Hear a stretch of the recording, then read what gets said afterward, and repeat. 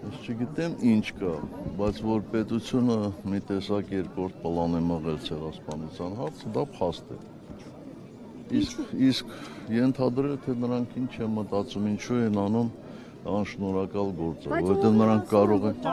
հարցը առաջնային չէ իրենց համար եւ արդյոք այս քաղաքականությունը ուրացման քաղաքականություն չի հաշվի առնելով Փաշինյանի հայտարարությունները ցեղասպանության ընկալման վերաբերյալ նաեւ։ Գիտեք, որ ասեմ 100%-ով ուրացել են, չէ, հա, կարծես թե այսօր են եկել այստեղ եւ այլն, բայց իմ կարծիքով այդ ճանապարհին է։ Պարոն նախագահ, դուք հայտարարեցիք ձեր տարիներ շարունակ այրել են դրոշը Թուրքիայի, Ադրբեջանի, այսօր դատապարտում են, ինչով եք սա բացատրում։ Ես նոր ասեցի, որ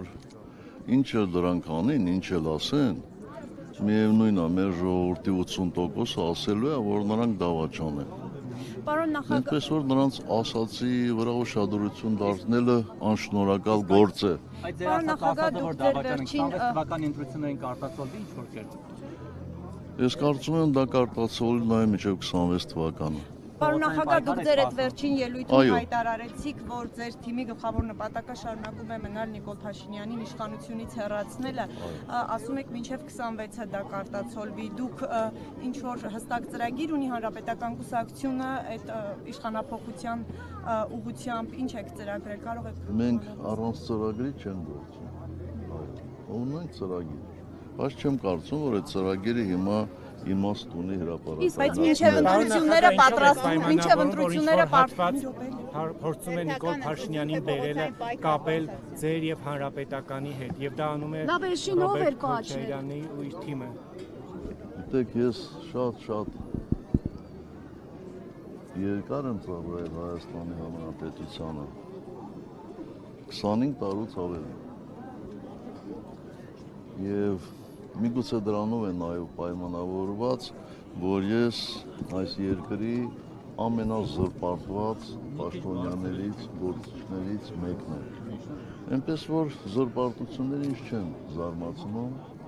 եւ ոչ էլ զայրացնում։ Իսկ Ռոբերտ Քոչարյանի հետ այս պահին ինչ հարաբերություններ ունեք, ինչու է համակիրների մակարդակով այս փոխհրաձգությունը առնվազն խոսքի եւ ի վերջո էշին համբուրողը ով է եղել։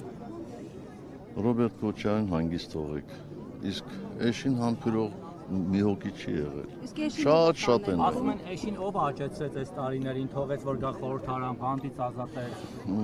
Ինչ անշանակում թողեց, ասենք խորհրդարանի բանալիներ իմ ձեռքն էր։ Չէ, որ բանդից ազատվեց համաներմամբ, հետո մտավ քաղաքական։ Բայց մենակ ինքը չի համաներմամբ ազատվել, չէ, բանդից ազատվել են համաներմամբ հարյուրավոր մարդիկ,